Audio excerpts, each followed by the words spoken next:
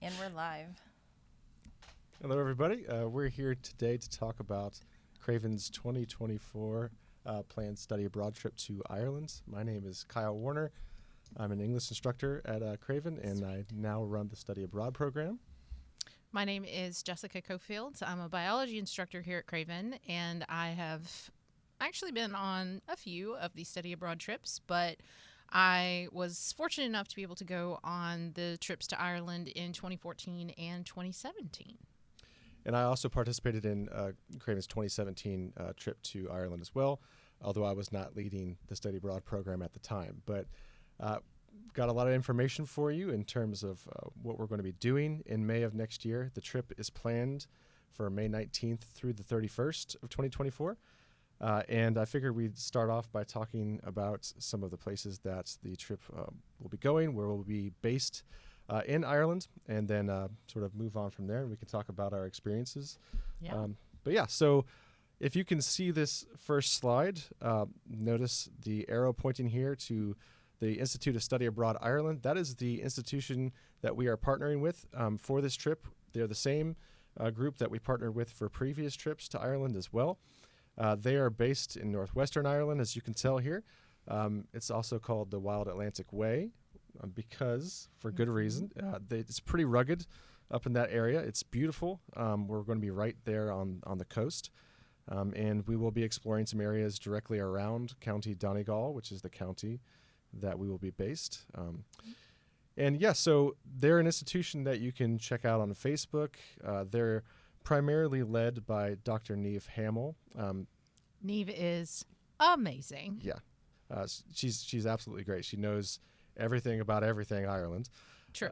And she's funny, she's witty, she's just a good time to be around. And she is going to primarily... She can sing and dance, too. Yeah, she can sing and dance, too. She can do everything, basically. And the good news is that she will basically be leading most of what we do over there. Which is what we both experienced, I think. Correct. And it was a very good time, both for learning about Ireland and then firsthand experience with some unique places in Ireland. It's not the typical kind of trip where you might, I think, I've been saying that a lot of people associate Ireland like kissing the Blarney Stone, maybe the famine ships, but we're not really going to some of those places. We are going to places like Dublin, but we also have a lot more unique experiences for this trip. So it's not going to be your typical touristy type trip. Yes, of course, we'll visit some of those tourist places. Right. But it's not, like I said, your typical tourist trip. We get to see some of the places that you might not get to see as your average tourist. Right, and what's neat, too, is the Institute has actually grown and sort of evolved since we were there as well. So the itinerary for this trip has changed. So some of the places that we'll be going, neither one of us have experienced. What they do is they partner with a lot of different academic institutions and bring groups over for short-term trips. And so that's what this is all about. And like I said, we're in good hands. So I figure I'd review some of the places that we would be on this trip. So jumping into the second slide here, this is Bundoran. It's the little town that we will be staying at for the majority of the trip. I don't know if you can see the cursor, but in this town we are going to be located kind of right here. It's not too far from the actual beach area, and so it's not too long of a walk to go across the street basically and explore the beach, go around to these beautiful other locations that you can see here. I know it's a sort of a long view picture, but it's a great little town to explore with shops, and especially at the Institute. The Institute itself is basically a hotel attached to a pub, and unless they've expanded to other buildings, but I kind of doubt that. And so it's a neat little area to sort of get acquainted with your group, spend some good time there with Neve, and be able to explore as well. And you take a lot of day trips out from Bundoran. So like I said, nice place to start off the trip. And we could talk about some of the stuff we did there, I guess, more towards the end. Yeah. Now, the first destination that we're really supposed to go to is the Hill of Tara. Have you been to the Hill of Tara? Oh, yes. Okay. This is meant to have been the sort of like the historical or mythological seat of the High Kings of Ireland. So where they would actually decide and sometimes, I guess, anoint the High Kings of Ireland. So on my trip, I don't know, maybe I'm remembering this wrong. Did we go there in 2017 or did you go there in 2014? Both. Both, okay. Yeah. This is typically the first place that you go. So when we fly into Dublin, get on the bus, and we're traveling to Bundoran from Dublin after leaving the airport, we stop along the way at Hill of Tara. So this is your first Ireland experience after the airport, and it is absolutely beautiful.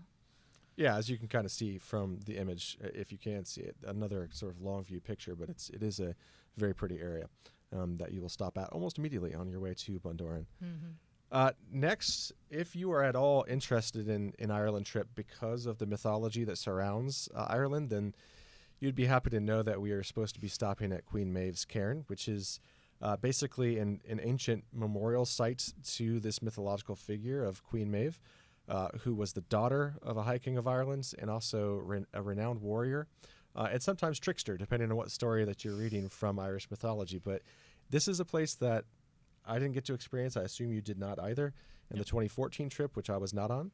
So this is new, and it's actually on a mountain. So it is what looks like a beautiful hike up to this area, and I'm sure Niamh will tell us all about Queen Maeve and her role in Irish mythology. But there's the area where it exists. And supposedly she was buried vertically to always stand up and face where her enemies would have opposed her. So it's something I look forward to doing for the first time when we're there in May. Next one.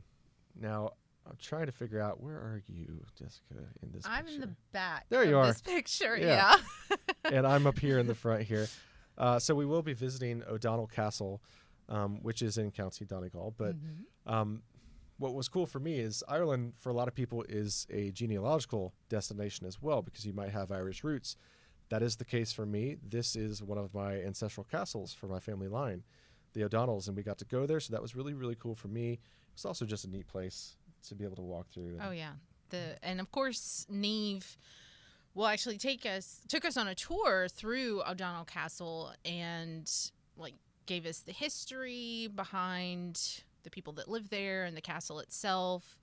And if I remember correctly, this is also the castle where they have a display for the indigenous people of the United States who had sent a gift to Ireland. Yes, and I'm trying to remember what tribe it was. I don't remember either. I'm sorry. Yeah, I know. I feel bad. But yeah, you're right. They actually gathered together a few $100s to send to the Irish people because of the famine, and they have a tribute to them. There's a painting that they dedicated within that castle. So it's a little bit striking that that's inside of an Irish castle. Right. But yeah, that's something that stuck with both of us. So yeah.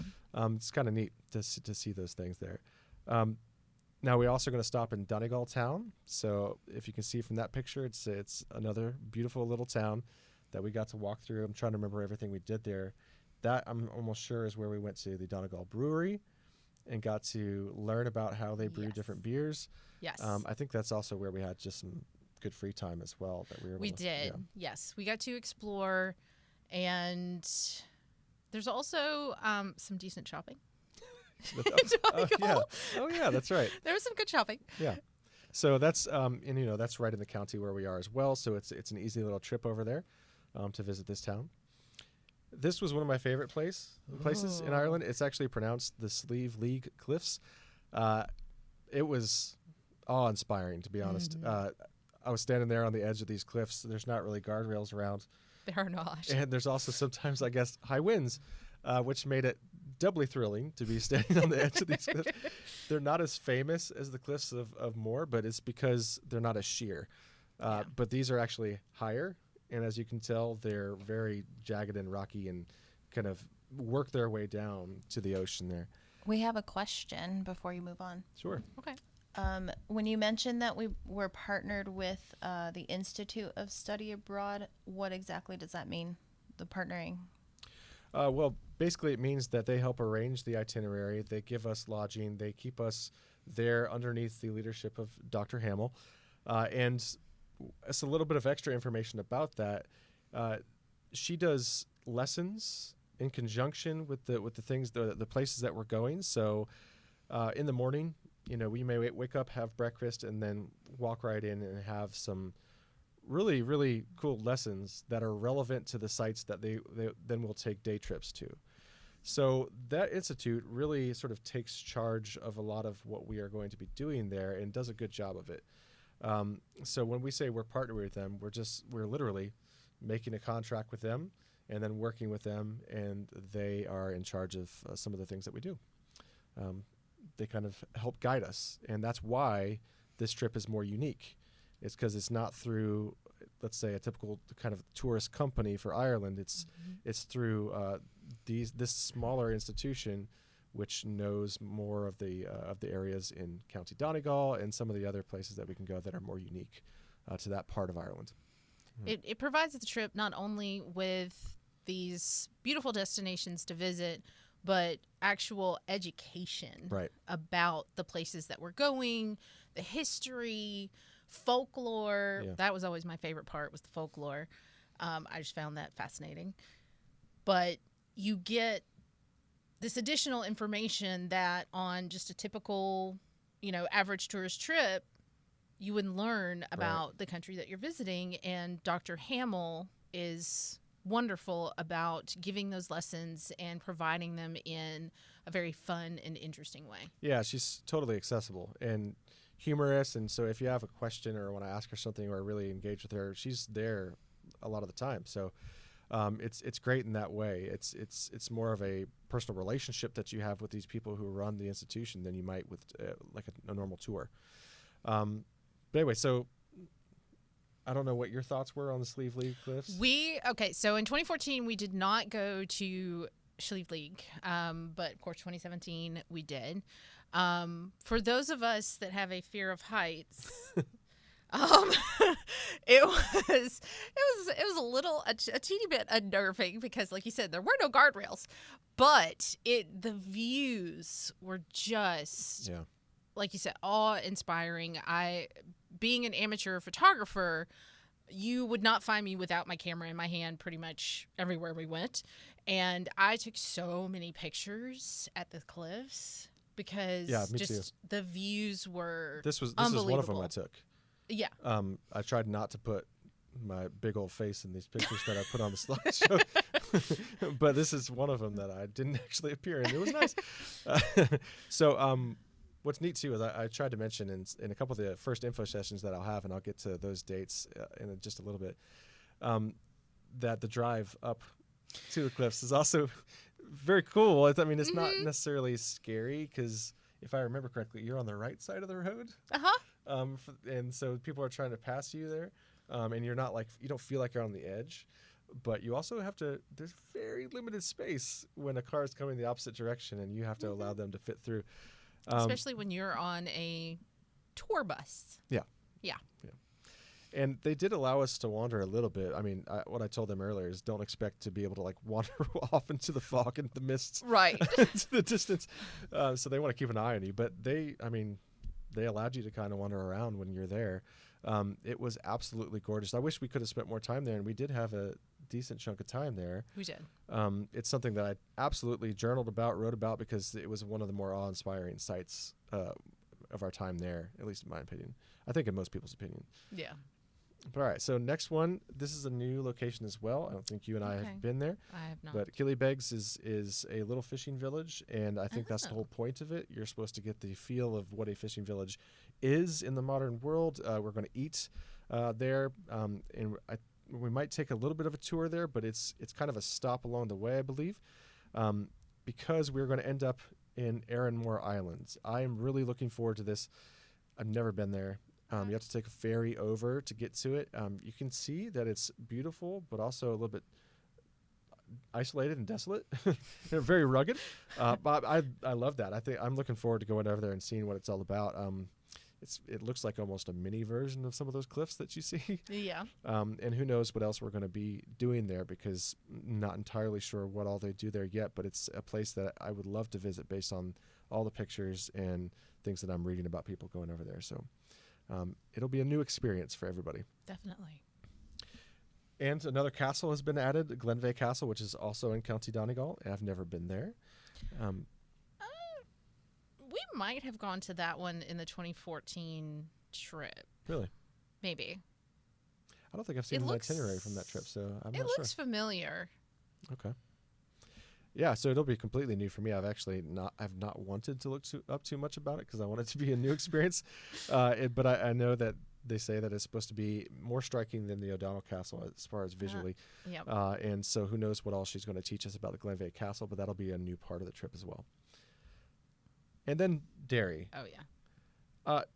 Derry is a city in Northern Ireland. So on this trip, you do get to visit both Ireland and Northern Ireland. And if you know anything about why they're two separate countries, then you might know that Derry is actually an important city when it comes to the history of the strife and the conflict between the people who live in Northern Ireland and those who live in Ireland.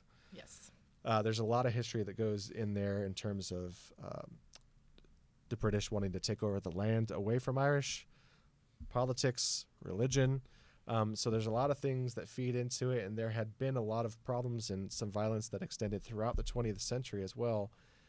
And so Derry's, if for no other reason, it's kind of a fascinating place to learn about some of that history and be able to walk through. And I know you can see the mural in the background here. There's a reason why it shows that picture in particular, because this is a place that the walking tour that we're going to receive from Neve, Dr. Hamill, is especially important because there are a number of murals throughout Derry that sort of lead you through the city, and all of them have an important history behind them. Mm-hmm. And so this is a real opportunity to both see and learn about the area. And what I've told my information sessions, I don't know if you had any sort of feeling like this, but I expected to feel kind of at home in Ireland. And weirdly, at the time, I didn't know I had any connections in Northern Ireland, but I felt more at home in Derry than I did any other place, which is it was unexpected for sure. But I'm really looking forward to going back. I really enjoyed that city. I don't know what your memories are from that city. No, I enjoyed visiting Derry. They have a museum there. Yeah. That it was in its very early stages in 2014. Mm. And I remember it being a lot more sort of, I guess, put together, if you will, in 2017. It was concerning Bloody Sunday, right? It was, yeah. Yes. Neve Dr. Hamill had already talked to us about Derry and Bloody Sunday and what to expect, with the murals and everything and what the museum was going to be about. But actually going into the museum itself and seeing the bloody sign that's in the museum from that day that's still there, it was a lot more emotional than I thought it was going to be. Right. But it was definitely a learning experience. Yeah, and I don't know if it's going to be any different this time, but we did have quite a bit of free time here as well after the tour to sort of wander around and take a look at the city, and that was nice as well. That was really nice. It's definitely a different feel than some of the other places that you're going to be because it is a little bit more, it feels a little bit more urban, I guess. Yes. Dublin is absolutely like that, but Derry is a little bit of our first taste, I think, of a bigger town. A more urban location in Ireland, yeah.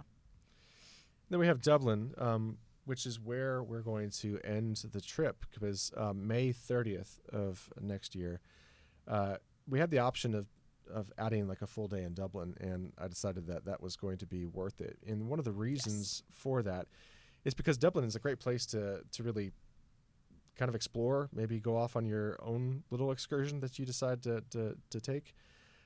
For us, last time we had a few options when we went into Dublin about what we could do. Mm-hmm. And I know you said earlier we went to I helped book a special, what was it called? Fairy tale dinner? It was something it was like a folklore type thing. So you would go and have a traditional Irish meal, and during the meal they would play traditional music and tell folklore stories. And I want to say I remember there was a little bit of traditional dance as well, just a little. I don't remember if there was dance or not, but I do remember that it was supposedly the oldest working pub in, I think so. was it Europe? Maybe. It may have been all of Europe. Maybe. Because it was, I know they, But it was great. yeah, it was It was great. And that The wasn't an stories were official great. thing. The food was Yeah, wow. food was great. That wasn't like a thing on the itinerary. That was just something on the side that we booked. And there are opportunities like that. We are going to go to a museum, but after that, the whole afternoon and night is open.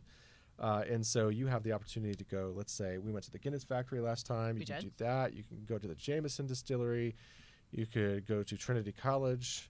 I know that people love to go see like the Book of Kells or just check out the college. There's lots of things that you could do in Dublin, and it'd be kind of open. So that last day I thought was really going to be worth it. So that May 30th, Dublin, 31st, then we fly out. All We right. have another question. Sure. Does the student need their passport by the application date, or can they get it after? No, they can get it after. Sooner is better, obviously, because it does take, on average now, I think it says 11 to 12 weeks to get a passport. So it's a matter of months as opposed to weeks. So you're going to need it before we go, obviously, and you can't wait until the very end. So if you are serious about going on the trip, absolutely get that passport application started or the renewal started, either way. So, but you don't need it now. It would be too late to get it anyway. If you didn't have it and wanted to apply for the trip, there's no way you're getting it before you apply. But luckily you don't have to. All right. So are we ready for regular questions? Sure. Okay. All right. So some important details of the trip. The obvious number one question would be, how much is this going to cost? So the estimated cost is going to be between 36 and 38. And there's a reason for that. Airfare is always going to be fluctuating and difficult to predict. And based on the quotes that we have, that's what puts the cost between 36 and 38. That covers every activity listed on the itinerary for the trip, including lodging, Transportation in country. Some meals, and airfare. And so the airfare is really, we have a set cost for all the Ireland stuff once we get there. It's a matter of how much is it going to cost us to fly in and fly And isn't out. the travel insurance included that as well? Actually, no. This is the base cost, not including travel insurance. So that's why the next line is other costs. Okay. So once you end up, if you are serious about going, there would be a down payment that would be required at the end of the month, October 30th. And then we'd review applications. Anybody who is set and ready to go would need to provide proof of travel insurance for the trip within a couple weeks of their down payment. Now, I've gotten the question from several students, actually, that don't know what travel insurance is. They think it's actually like an insurance. It sounds like they think it's an insurance policy that you have to keep on paying monthly and yearly. That's not the case. You pay for it once, and it is meant to help compensate and cover any extenuating circumstances that would prevent you from experiencing the full trip within the detailed details they provide. So in other words, let's say there is a canceled flight. Well, on our trip in 2017, we had a weather situation on our way to Ireland, and one of our flights got completely canceled. And we had to figure out how we were going to get there, which we did. But we also had to figure out where we were going to stay for the night because the next possible flights were not until the next day. And so travel insurance helped with figuring out that next flight and how we were going to get there, but also hotel stays, reimbursed us for food because we got stuck, that kind of thing. Yeah, so that was beyond our control, and that's where travel insurance can kick in. So if something like that does happen, usually you just have to fill out a sheet that tells what happened and then submit that to whatever company has your travel insurance, and they will go through the process of trying to compensate you for what happened. Now, as far as options, that's something that's still being figured out because there is one other potential option that, for a travel agent setting up flights and insurance that might happen. But if you're interested in the trip, please be checking your email. Make sure you're checking back up with me about travel insurance, because we should start having that nailed down in terms of where you would get that, or at least the options where you get that, hopefully within this next week. Okay, so it's important that you understand what that is, and that it's not going to be overly expensive, especially if you are a student, a young person applying for it. It's based on the cost of the trip, how old you are, your health, things like that. So you just answer some basic questions. They give you an estimate, and I think for most students it's going to be 150, maybe even less than that, Possibly. somewhere around there. And then, of course, on top of that, the passport thing again. If you haven't gotten a passport before, it does cost money for you to get one, but it does last a decade. So think of it as more of an investment for this travel and future travel.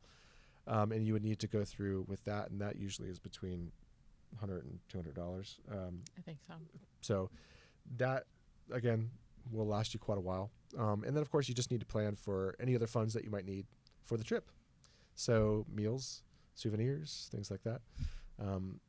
And once you add all that together, you should have like a total cost. But as far as the base cost, between 36 and 38. I also included some basic information that I found about average costs for drinks and meals, because I had gotten those questions as well. Average drink, and yes, if you are an adult, you are allowed to drink in Ireland. That's a common question, although I needed to address, if you're a minor, you're ineligible for the trip. Sorry. All right. You have to be an adult by the time we go. But for those of you who are going, an average beer between $5.50 and $7 approximately, and then an average meal at a not so fancy restaurant, like a normal restaurant, somewhere around $15 to $20. So you can plan a little bit ahead for how much it may cost you to eat a few meals. But you do have alternatives. For instance, in Bundoran, our home base town, there are places where you can buy supplies. Like if you wanted just to buy snacks, let's say for the trip, you can buy things like that there. Well, I think it was a Lidl that was just around the corner and down the hill by the movie from theater, right? our home base. Yeah. And I mean, we had students that went and got like sandwich stuff, Right. loaf of bread and some like peanut butter and jelly kind of stuff, and Right. they made sandwiches, and that's what they took with them on our day trip. So they didn't have to pay for lunch every single day. Yeah. That they just I took went it with there and them, got and snacks. that's that's perfectly fine.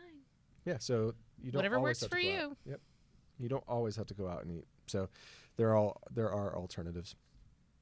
Okay, so one of the more fun things we can talk about are some of the activities, and hopefully you'll help me out to try to remember some of the things that we did here.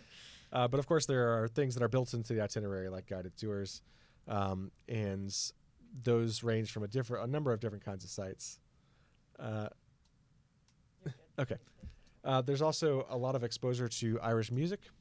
So we will have at least one night, actually at least a couple nights, that we're going to have musical experiences. One of them is actually called a Ceilidh. It's if you can see on the screen, I don't know if you can see how it's spelled Ceili, but it's pronounced Ceilidh. And the cool thing about that is it's going to be at a little place called Lewes, which is it's associated with Enya and her family, if you're familiar with her music. But it's run by one of the members of her family, and it's been run by them for quite some time. We're going to go there. It's a little spot in a rural area for music, and she said we're going to learn like Irish line dancing, which is something we definitely did not do. We did on the 2014 Oh, trip. okay. Well, fine. Yeah. 2017, we didn't do it. We did have some traditional music and dance one night at the pub. Oh, okay. That was attached to the Apart Hotel. And I have video of Bob Husson. Oh. Can you show us dancing. a little jig? Yeah. There's enough room. Yeah. No, thank you. We do have a quick question, though. Okay. What is it like where the campus is in Bundoran. Thank you. Well, it is a town. So there's grocery store, movie theater, there's little shops, there's restaurants. It is a seaside town. So there's walks along the water. Yep. I enjoyed those. Mm-hmm. And if I remember correctly, there's also like a little carnival place there. Yeah, it was across But the road. unfortunately, when we were there, the times that we were there, it hadn't opened for the season yet. Right. So I don't know if it'll be open when you guys are there in May next Yeah, I'm not year. sure. But it's a cute little town. I would say it's definitely smaller than New Bern, Yes. but definitely smaller than Yeah. New Bern. But still, it's cute little seaside town. Well, and but like for instance, there was one night in 2017 where there was a concert across the road that we went and hung out at, so there were events where like young people gathered and they had obviously that was one of their normal hangouts and they were having fun. right. But yeah, other places where you can kind of go off and explore as well. But it is small. Like don't want to Yeah. misrepresent. I mean, it's a very small town, but that makes it nice. I like that. It's charming little seaside town. And there were options for activities when we were there as well. So we were just discussing this earlier. We both have gone surfing there, which is kind of down the road from where you're located, but not that far. And I guess we went to different beaches at different times. Well, and there's like an adventure center Right. in Bundoran that works with Yeah. the Institute of Study Abroad, and Or we assume it still does, yeah. we assume that they still do. And they coordinated the surfing trips. And yes, you do have to wear wetsuits because yes, the water is cold. Yes, it was cold. But It was actually warmer in the water, though, than it was outside the that water. is true. That is true. But surfing was a lot of fun. I was not good at it. Yeah. Not at all. Like not at all. You, but you and me both. it was still a lot of fun. And the instructors that we had with us were so nice and very patient. Very patient. But yeah. And we also on the 2014 trip, I don't know if we did this on 2017, but 2014 trip they took us cliff jumping. Oh, see, they mentioned that in 2017, but they, for whatever reason, I don't think it was available at that time. I don't know if the water level's too low and they decided Okay, not that to may do be. it. Which makes me kind of worry for your group if the water level can Well, get they too were low. fine. Yeah, yeah. Everybody was fine. No, I would've loved to have done I it. did not participate because fear of heights. Yeah, I'm afraid But of heights too. I To a certain I degree, but I totally would've done stood it. there and took pictures of everybody while they jumped. Yeah. So yeah, But they also had I remember they had a day where they exposed us to some sports stuff as well. I don't know if you guys are familiar with hurling. It's supposed to be the fastest sport on grass, but it's one of those national sports of Ireland where it almost looks like a field hockey stick that you're using. You Yeah. remember this? We went out into the field and they showed us how to use the stick, and we had like a little competition bouncing the ball on the stick and smack it. I smacked it a little too far and hit a car that was I don't passing. know if you did what now? Yeah, fall over the field. So yeah, I think they probably weren't very happy with me over that, but that's okay. It was still fun. Maybe not. Yeah. Maybe not.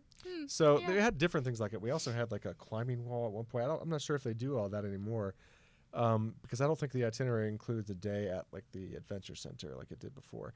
But who knows? I'm guessing that was on the itinerary last time. The point is there are options of things that might happen and can happen in Bundoran. So even though it's very small, you won't be bored. Oh no, not at all. Okay, so we also have things that are fairly obvious, like hiking. I went over like the Queen Maeve's Cairn. You have to hike up there to get to that location, even though I've never been there. But we have other group activities, like the morning lessons. There is a night on the itinerary that's dedicated to like pizza and a movie. We did that before. Yes. And so there will be group activities that we have throughout the trip, and those are going to be worthwhile. All right. In addition to whatever free time you have in the locations that we are, you'll have some free time in Bundoran, Dublin, probably Derry. So yeah, it's varied, which is nice. Yeah. All right. So the other major thing is obviously how do you apply? CravenCC.edu /StudyAbroad. The application is due by October 30th, which is the same date that the down payment is due. So if you are thinking about going and you're undecided, it's better to get the information that you need sooner rather than later. If you wanted to ask me, my email address is warnerk@cravencc.edu, and I'm the one who's in charge of Study Abroad right now, so I would be the one to ask. Can you remind us what the down payment is? Yeah, the down payment is $300 because we do end up having to give sort of a reservation to the Institute of Study Abroad Ireland. And so they require that in December, the very beginning of December, so we want it earlier rather than later to make sure everything is in alignment, and so we can put that down payment down and reserve our spots. As far as a group size, I don't think that's on here, but we have a good number of applications in, and we have a hard maximum number of 40 that we're looking at. And so right now, I think we're in the 30s. So if you are interested in going, applying would be a good thing. It doesn't obligate you to go, but it does show us that you want to submit your interest in the trip. Yeah. So don't hesitate to do that. People are eligible to go whether you're a student or not at Craven. So yes, it is a study abroad, but if you're a community member, you're eligible. If you're a Faculty and staff too. Faculty and staff are eligible. Students have a little bit more in terms of requirements for the application.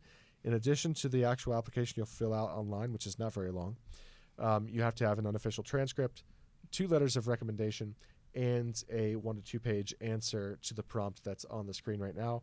What makes this destination, Ireland, attractive to you, and how might traveling to this destination benefit you as a person?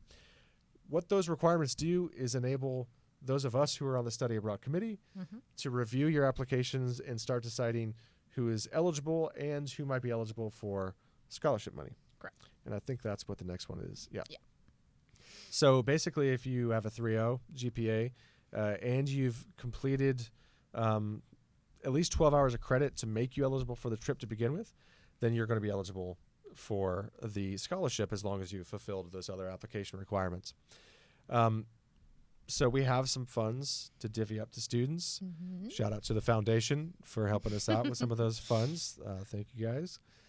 And we have to get down to determining who gets what. Now, we can't say that everybody's going to be promised money, but if you are eligible, we're going to try our best to give everybody some of that money. Now, At least try to help out. right. So Yeah.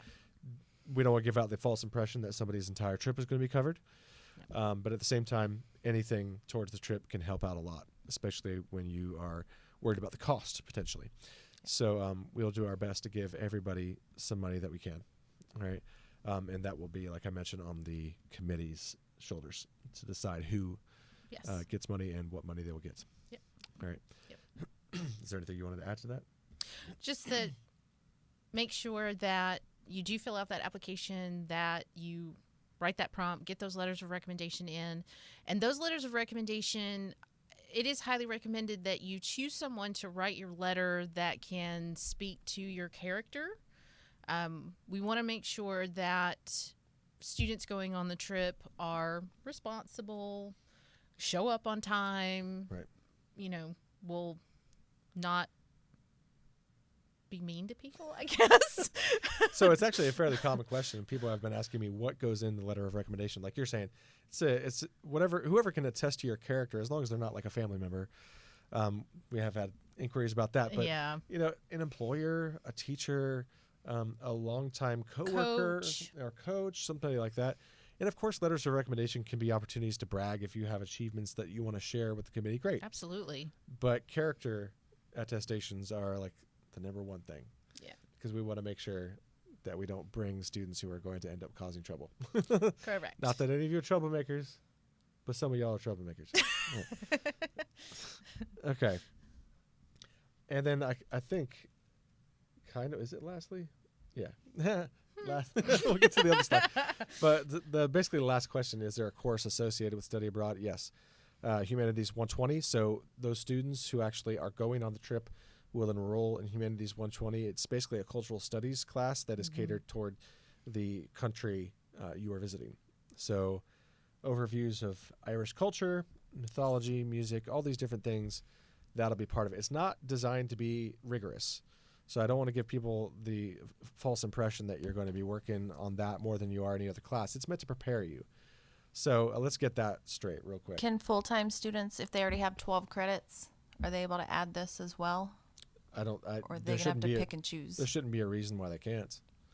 as long as they're able to fulfill the requirements of the course. And it being what it is, if you are going to add a class on top of the 12, this might be the good one to add because it'll help you post-semester when we go to Ireland.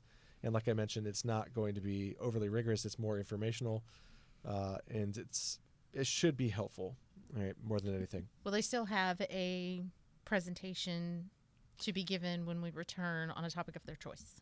Yes, that is going to, for the foreseeable future, is always going to be a part of the actual course that you're taking. So yes, I know I just attended the presentations for the Italy trip that they just took this year. They were so good. I know, they were good. But the good news is that during the course of the spring, when you're taking this course, part of what you're going to be doing is choosing a topic to study. Some people actually decide while they're over there To change their topic. to Right. whatever they might want to talk about. And the presentation is more casual than anything, but it is on something that you find interesting about Irish culture, all right, or Ireland. Mm-hmm. So yeah. We've had all different topics, everything from fashion to finance to Graffiti as art. graffiti. Yes, Yeah. that one was really cool.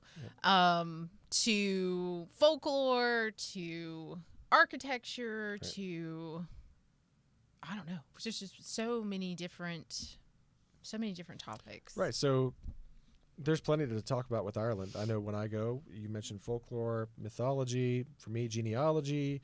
There's plenty of history to talk about, things with religion and politics that you can talk about, but you don't have to be that serious if there was something different that you wanted to talk about. Right. Yeah. Let's say Ireland's role in making whiskey. Yeah. Then you could talk about that if you wanted to. I want to hear about that. Yeah, I know. I do too. So don't be intimidated by it, I think is one of the things I wanted to push Right. here. It'll be your topic as long as it is approved, and a lot of them are approved. And your casual presentation, not too informal, obviously, but it's not meant to be really uptight and pressurized. Right. Yeah. It's just a fun way to talk about the topic that you chose. Yeah, and share a little bit about your trip. Right. That's it.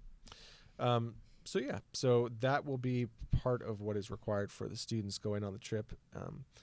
And the last thing, I guess, experiences. Any experiences that you wanted to share?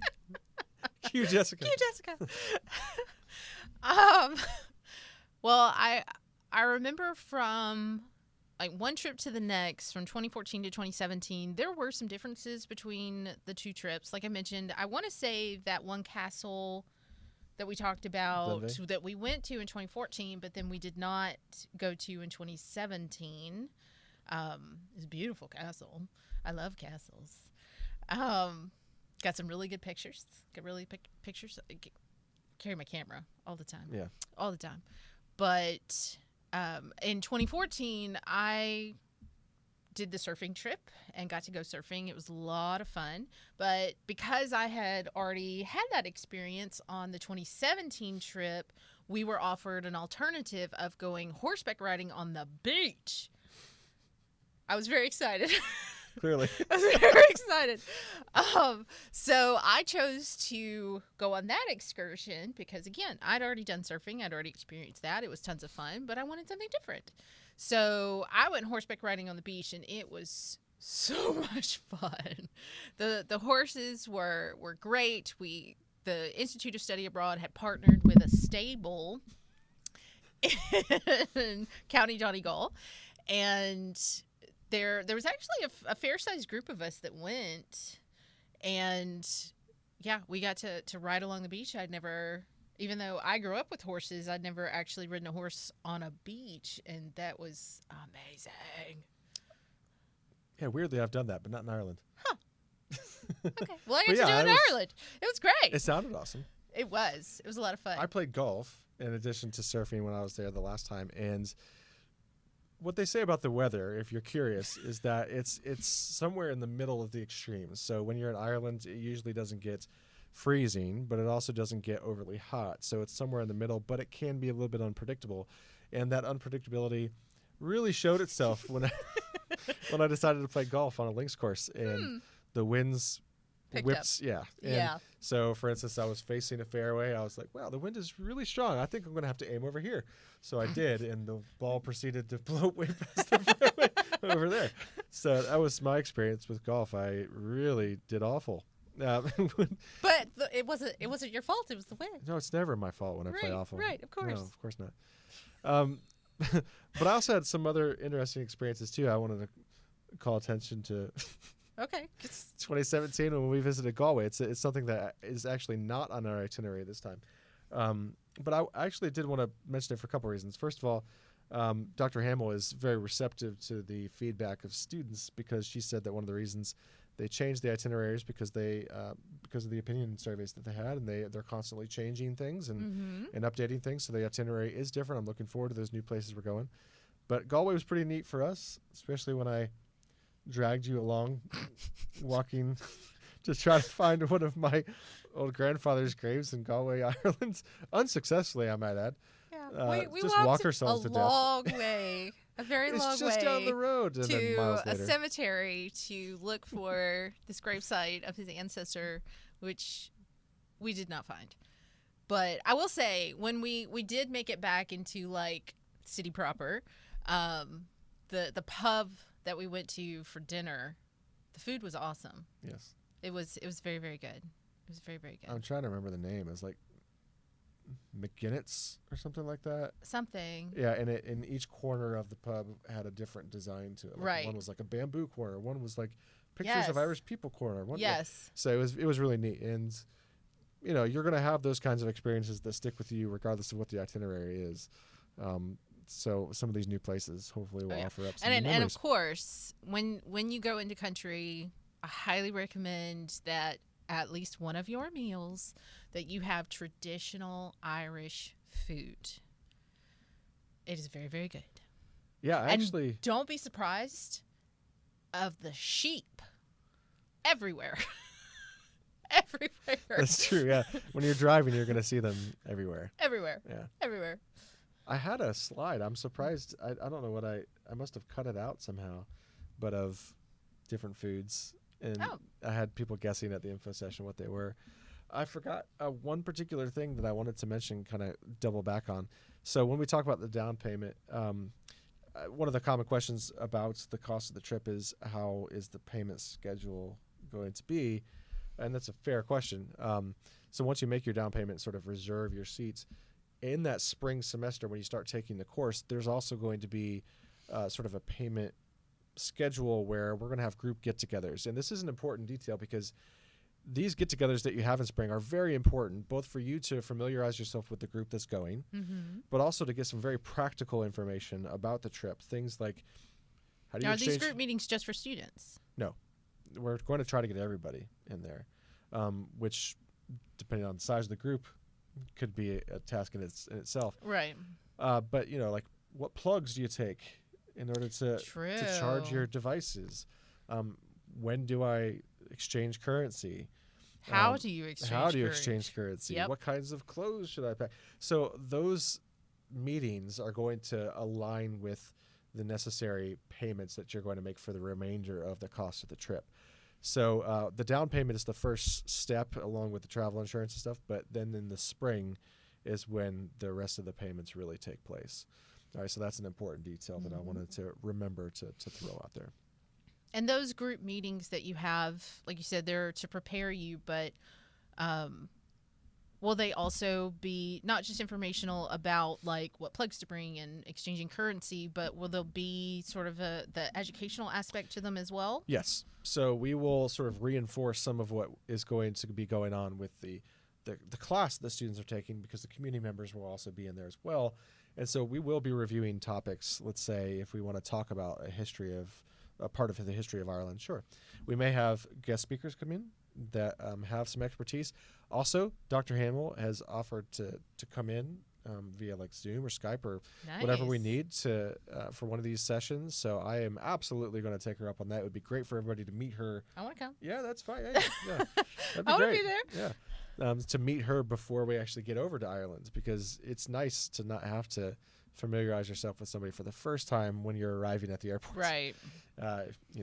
So they can be very useful. So those get-togethers in the spring, pay attention to when they are. I'll be putting out a blast email for everybody involved in the trip about that. So, yeah. Now, if somebody wants to learn more about the program, do we have any more information sessions coming up? Yes, we do. Thank you for that beautiful segue. You're welcome. Here on the screen, I don't know if you can see it. It's fairly small, but I'll try to increase the size here real quick. All right, let me scroll back up. Okay, so today was my second information session that I actually held. You have to know where the Business Information Technology building is. It's sort of in the back corner of the campus, 2-story building. But it's downstairs on the first floor. Most of them will be in 107, but a couple of them are in 106, literally rooms right across from each other. Right. So the next one is going to be October 12th, 11 a.m. to 12 p.m. And there we're going to be able to talk a little bit more, maybe field some questions directly from people who come to the information sessions. So far, we've had handfuls of students make their way into those sessions, and there have been some good questions that always make me go and look up more information, be prepared for the next one. So they sort of build on each other. Each information session hopefully would be better than the last, right? And I'm hoping the next one we will have the base cost nailed down, as opposed to the range of 36 to 38. Gotcha. Have a more concrete number for everybody who attends that session. But we got one on the 16th, the 18th, and the 24th, which is about a week before that down payment is due. Gotcha. And the application deadline occurs. So, yeah, if you're interested, I would encourage you to come to one of those. If you can't attend one of those, I've been trying to tell people I'm open to making an additional information session, let's say at night if you want, to have people attend. So if that is something that people are interested in, please contact me, let me know, and I'll set one up. Or you could stop by my office. My office is in Oringer, the auditorium building, 108D. I have office hours, but really if you reach out and try to set up a time, I'll make a time that we can sit down and talk about the trip.